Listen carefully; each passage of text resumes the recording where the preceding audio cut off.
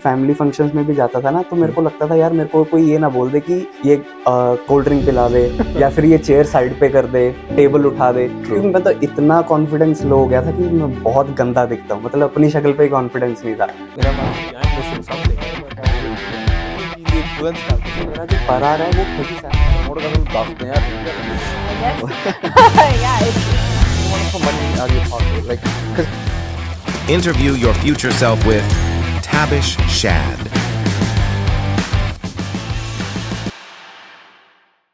Welcome back to our podcast IYF, where you can interview your future self. This episode will be especially for those people who want to build their career in Canada as a fitness trainer. And this episode is gonna be in Hindi.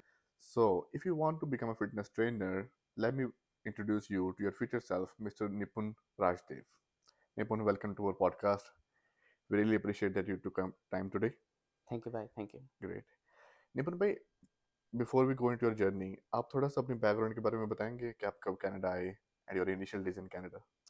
सो मैंने India से जो मेरी education है वो है diploma और degree in pharmacy. Okay. तो मेरा मेडिकल बैकग्राउंड है और मैं 2020 जैन में आया था ओके। सेंट क्लेयर कॉलेज में। ओके। और जो मेरा कोर्स था यहाँ पे वो था office admin and health services. Right.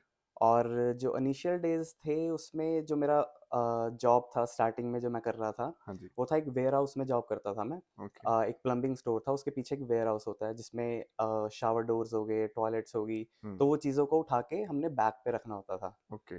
तो वो मेरा फर्स्ट जॉब था यहाँ पे और उसके मुझे $9 मिलते थे तब पर आवर। तो निपुण भाई, एज अ फिटनेस ट्रेनर आपने करियर कब स्टार्ट किया अपना कनाडा में एंड किस चीज़ ने आपको इंस्पायर किया to become a fitness trainer?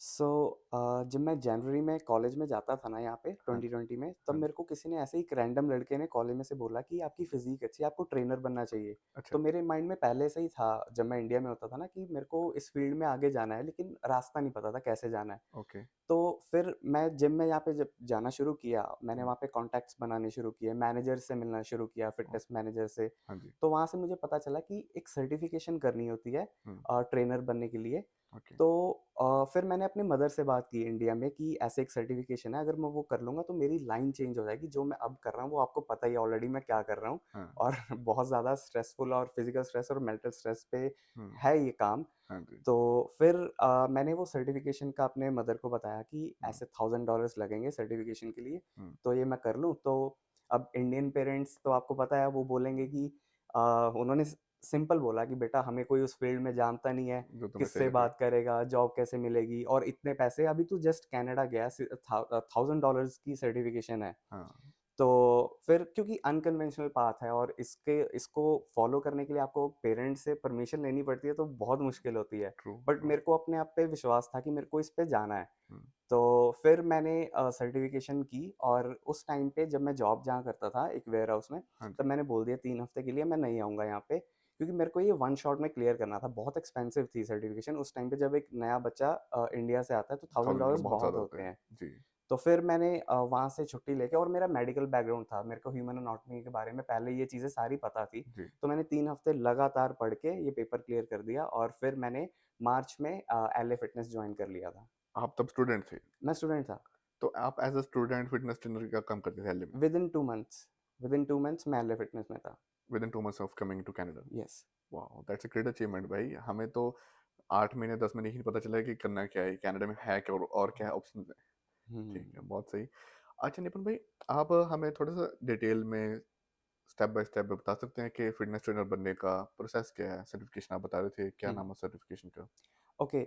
सो जो पर्सनल ट्रेनर बनने के लिए सर्टिफिकेशन बहुत ज़रूरी है। जी। और ये जो सर्टिफिकेशन जो मैंने की थी वो एनसीसीपीटी थी, वो यूएस बेस्ड सर्टिफिकेशंस थी। और उसके अलावा आप कर सकते हो आईएसएसए कर सकते हो, कैनफिट प्रो कर सकते हो। कैनफिट प्रो कैनेडियन है। ओके। और उसके अलावा नाज़म है, एस है, ये सारी यूएसए की सर्टिफिकेशंस हैं। हम्म। बट कई लोग जो इंडिया से करके आते हैं वो सर्टिफिकेशन यहाँ पे नहीं चलेगी, जो इंडियन सर्टिफिकेशन है। जी। So it should be American और कैनेडियन। कैनेडियन। ओके। सो ये तो प्रोसेस है कि आपको एक सर्टिफिकेशन चाहिए। जी। बट सर्टिफिकेशन कोई भी कर सकता है पढ़ के। पढ़ के। But the actual thing is the interviews. Okay. जब आप जिम में जाते हो, फिटनेस मैनेजर से मिलते हो, जब आपके राउंड्स होते हैं, वो एक्चुअल थिंग है क्लियर करना। जी, थोड़ा क्योंकि सा वो उस पे आपको, गाइड कीजिए। हाँ, तो वो आपको सिचुएशंस देते हैं, आपको बताते, आपसे पूछते हैं कि इस सिचुएशन में क्या करोगे। फ्लो टेस्ट होता है जिसमें आपकी फॉर्म चेक करते हैं, स्क्वाट्स की, डेडलिफ्ट्स की, तो उसके बाद वो डिसाइड करते हैं कि हमें इसको रखना है या नहीं रखना है। ठीक है। और सर्टिफिकेशन के अलावा 2 स्किल्स बहुत ज़रूरी हैं,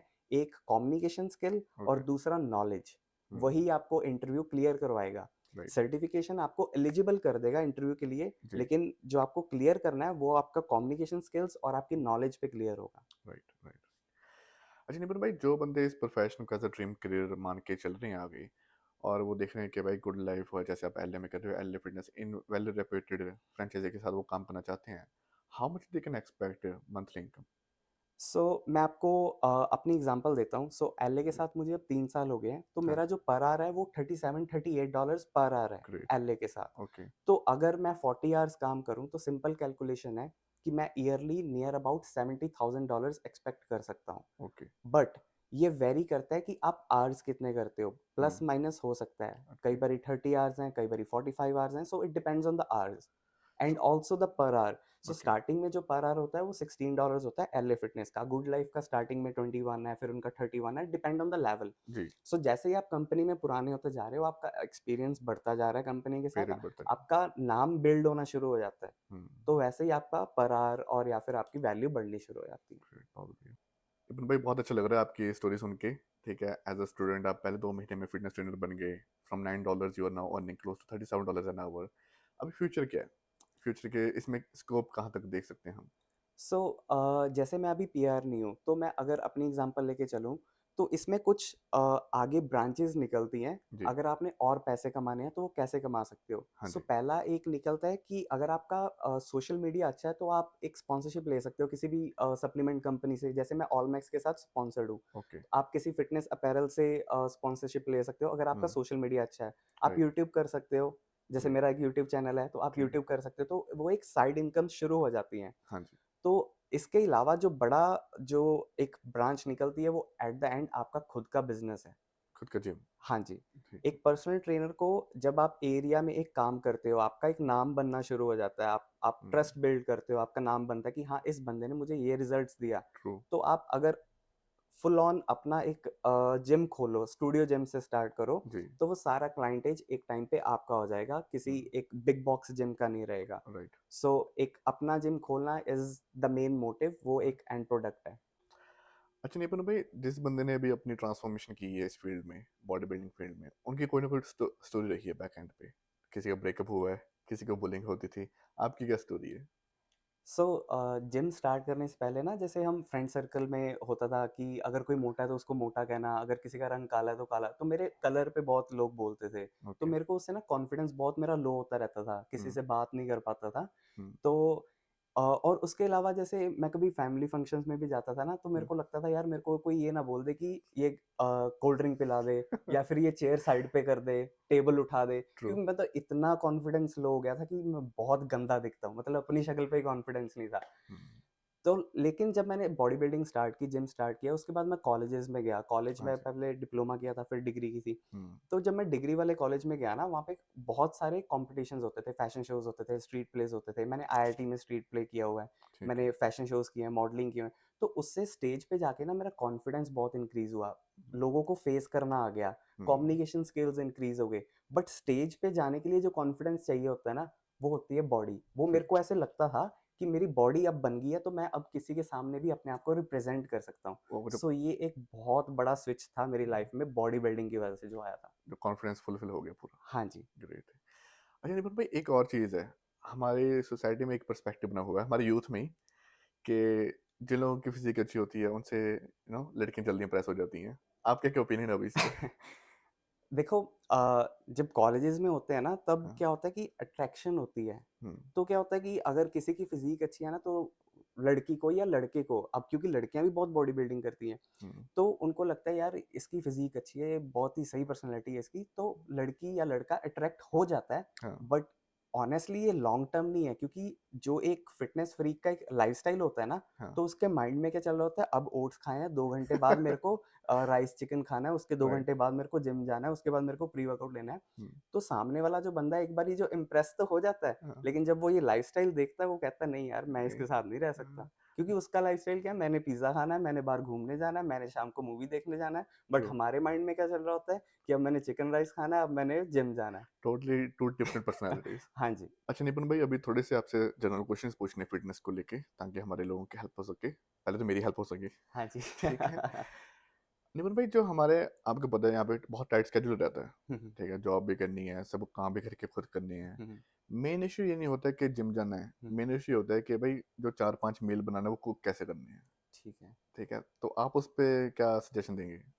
सो देखो, सबसे पहली जो चीज़ होती है ना, अगर किसी बंदे को ट्रांसफ़ॉर्म करना है, तो उसको ना एक प्रायोरिटी होनी चाहिए। हम्म, लाइफ़ में अगर अब उसकी प्रायोरिटी है ना, उसके पास एक गोल है, हाँ किसी को जी, शादी करनी है या फिर किसी को कोई लड़की इम्प्रेस करनी है, कुछ गोल हो, हाँ, तो वो प्रायोरिटी बन जाता है। तो आप हम्म, कितना भी बिज़ी हो, आप उसके लिए टाइम निकाल लेते हो। हम्म, अब एग्ज़ाम्पल लेते हैं, मैं जब फ़िज़िकल वर्क करता था वेयरहाउस में, तो हाँ मैं जी, मेरी 8 घंटे की शिफ्ट होती थी। तो मैं सुबह अपनी मील सारी बना के साथ में लेके जाता था और उसके बाद शाम को जिम भी जाता था और शाम को आके उसके बाद सारा कुक दोबारा करता था और फिर नेक्स्ट डे दोबारा वो डे फॉलो अप करता था। अमेजिंग डिसिप्लिन है भाई। तो अब कई लोग बहुत ज़्यादा बिज़ी होते हैं जिनका काम 14 घंटे, 13 घंटे होता है। वो हम्म, कुक नहीं कर पाते, वो कहते हैं कि मैं जिम जा सकता हूँ, हाँ, राइट? राइट, तो उसका सॉल्यूशन सिंपल है कि मील प्रेप करना। हम्म, 5 दिन का मील प्रेप कर लिया, क्योंकि मंडे टू फ्राइडे अगर आप काम कर रहे हो, सैटरडे, संडे आपके पास 2 दिन है, हम्म, जिसमें आप मील प्रेप कर सकते हो अगले 5 दिन का। ओके, उसके स्टोर करके रख लो। स्टोर करके रख लो। ठीक है, सो ये बेस्ट तरीका है। ओके, या दैट मेक सेंस। निपुण भाई, जो दूसरी चीज़ के साथ अभी हम फेस कर रहे हैं वो क्या है कि डेली बेसिस पे हमारा शुगर कंजप्शन बहुत ज़्यादा है।